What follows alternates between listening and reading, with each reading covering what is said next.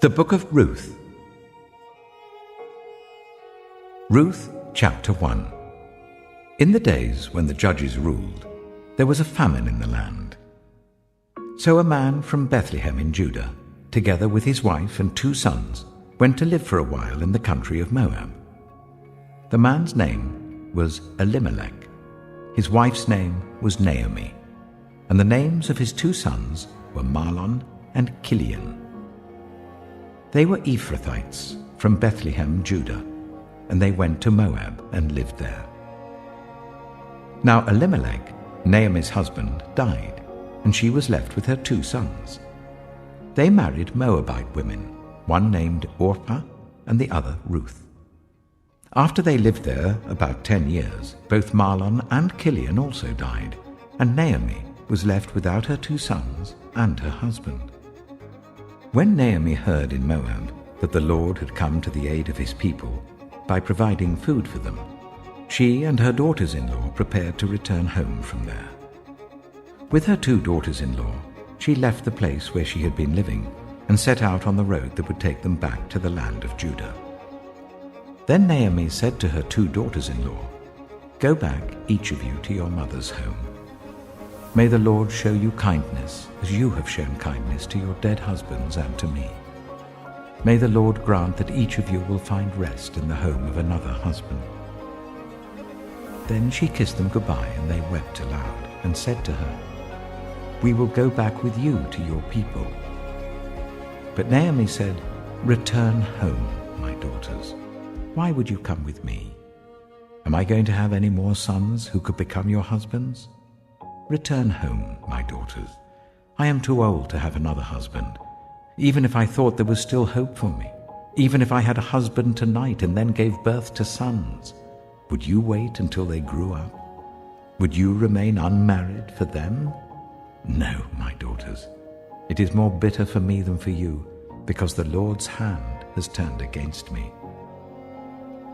At this they wept aloud again. Then Orpah kissed her mother-in-law goodbye, but Ruth clung to her.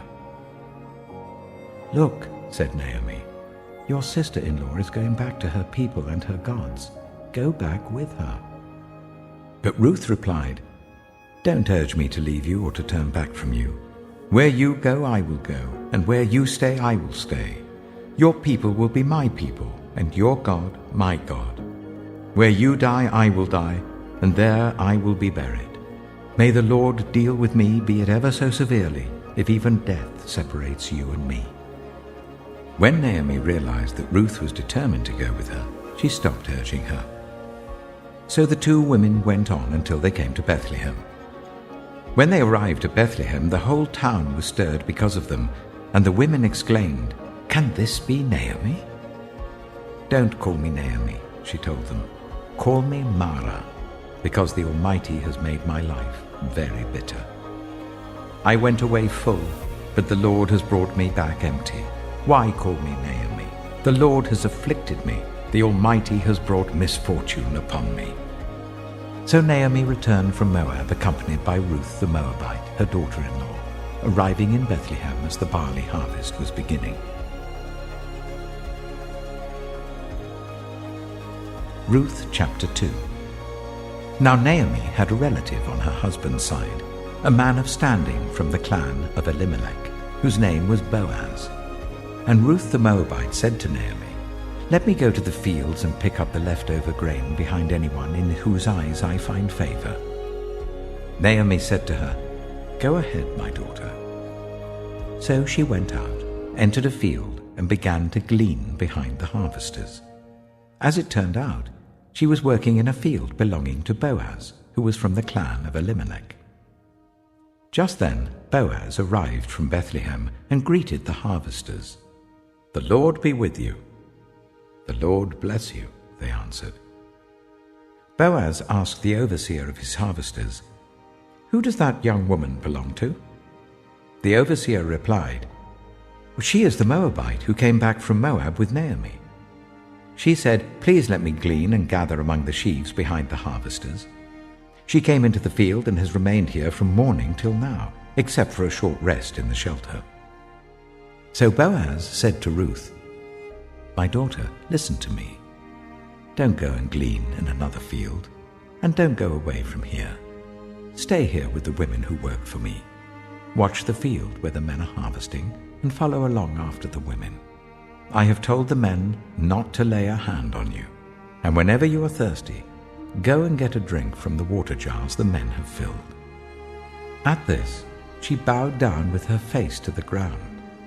She asked him, "Why have I found such favor in your eyes, that you notice me, a foreigner?"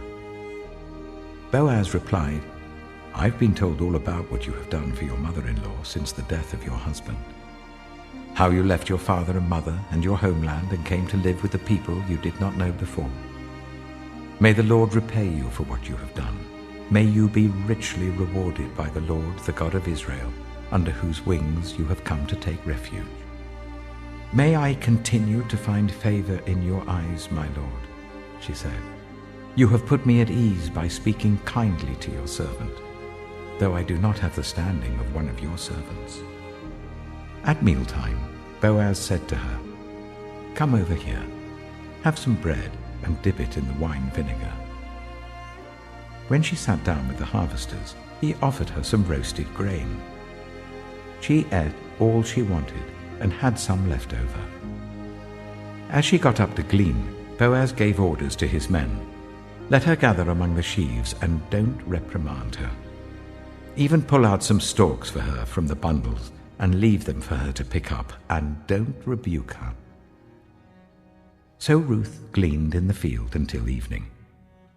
Then she threshed the barley she had gathered, and it amounted to about an ephah.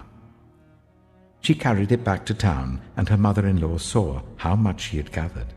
Ruth also brought out and gave her what she had left over after she had eaten enough. Her mother-in-law asked her, "Where did you glean today? Where did you work? Blessed be the man who took notice of you." Then Ruth told her mother-in-law about the one at whose place she had been working. "The name of the man I worked with today is Boaz," she said. "The Lord bless him," Naomi said to her daughter-in-law. "He has not stopped showing his kindness to the living and the dead." She added, "That man is our close relative. He is one of our guardian redeemers." Then Ruth the Moabite said, "He even said to me, 'Stay with my workers until they finish harvesting all my grain.'" Naomi said to Ruth, her daughter-in-law, "It will be good for you, my daughter, to go with the women who work for him, because in someone else's field you might be harmed."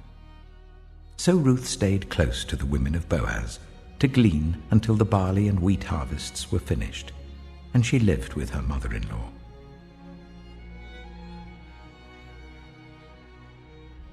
Ruth Chapter 3. One day, Ruth's mother-in-law, Naomi, said to her, "My daughter, I must find a home for you, where you will be well provided for. Now Boaz, with whose women you have worked, is a relative of ours. Tonight he will be winnowing barley on the threshing floor. Wash, put on perfume, and get dressed in your best clothes. Then go down to the threshing floor, but don't let him know you are there until he has finished eating and drinking. When he lies down, note the place where he's lying. Then go and uncover his feet and lie down. He will tell you what to do." "I will do whatever you say," Ruth answered. So she went down to the threshing floor and did everything her mother-in-law told her to do. When Boaz had finished eating and drinking and was in good spirits, he went over to lie down at the far end of the grain pile.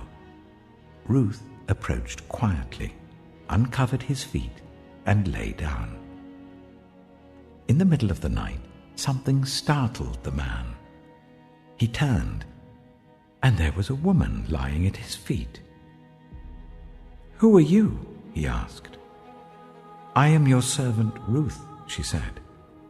"Spread the corner of your garment over me, since you are a guardian redeemer of our family." "The Lord bless you, my daughter," he replied. "This kindness is greater than that which you showed earlier. You have not run after the younger men, whether rich or poor. And now, my daughter, don't be afraid. I will do for you all you ask." All the people of my town know that you are a woman of noble character. Although it is true that I am a guardian redeemer of our family, there is another who is more closely related than I. Stay here for the night, and in the morning, if he wants to do his duty as your guardian redeemer, good, let him redeem you. But if he is not willing, as surely as the Lord lives, I will do it. Lie here until morning." So she lay at his feet until morning, but got up before anyone could be recognized. And he said, "No one must know that a woman came to the threshing floor." He also said, "Bring me the shawl you're wearing and hold it out." When she did so, he poured into it 6 measures of barley and placed the bundle on her. Then he went back to town. When Ruth came to her mother-in-law, Naomi asked, "How did it go, my daughter?" Then she told her everything Boaz had done for her, and added, "He gave me these 6 measures of barley, saying, 'Don't go back to your mother-in-law empty-handed.'" Then Naomi said, "Wait, my daughter, until you find out what happens, for the man will not rest until the matter is settled today." Ruth Chapter 4. Meanwhile, Boaz went up to the town gate and sat down there just as the guardian redeemer he had mentioned came along. Boaz said, "Come over here, my friend, and sit down." So he went over and sat down. Boaz took 10 of the elders of the town and said, "Sit here," and they did so. Then he said to the guardian redeemer, "Naomi, who has come back from Moab, is selling the piece of land that belonged to our relative Elimelech. I thought I should bring the matter to your attention and suggest that you buy it in the presence of these seated here and in the presence of the elders of my people. If you will redeem it, do so. But if you will not, tell me, so I will know. For no one has the right to do it except you, and I am next in line." "I will redeem it," he said.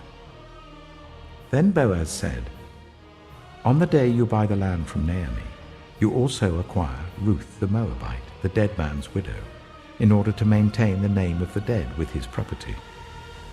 At this the guardian redeemer said, "Then I cannot redeem it, because I might endanger my own estate. You redeem it yourself. I cannot do it." Now in earlier times in Israel, for the redemption and transfer of property to become final, one party took off his sandal and gave it to the other. This was the method of legalizing transactions in Israel.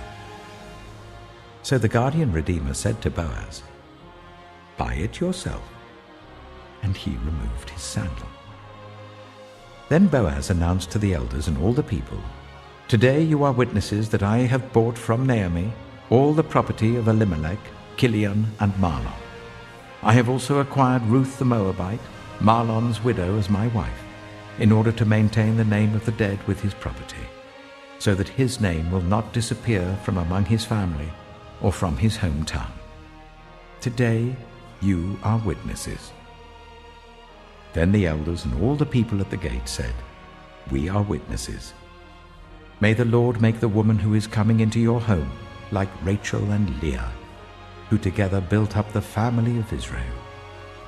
May you have standing in Ephrathah and be famous in Bethlehem. Through the offspring the Lord gives you by this woman, may your family be like that of Perez, whom Tamar bore to Judah." So Boaz took Ruth, and she became his wife. When he made love to her, the Lord enabled her to conceive, and she gave birth to a son. The women said to Naomi, "Praise be to the Lord, who this day has not left you without a guardian redeemer. May he become famous throughout Israel. He will renew your life and sustain you in your old age.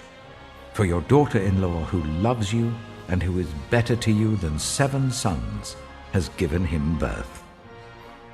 Then Naomi took the child in her arms and cared for him. The women living there said, "Naomi has a son." And they named him Obed. He was the father of Jesse, the father of David.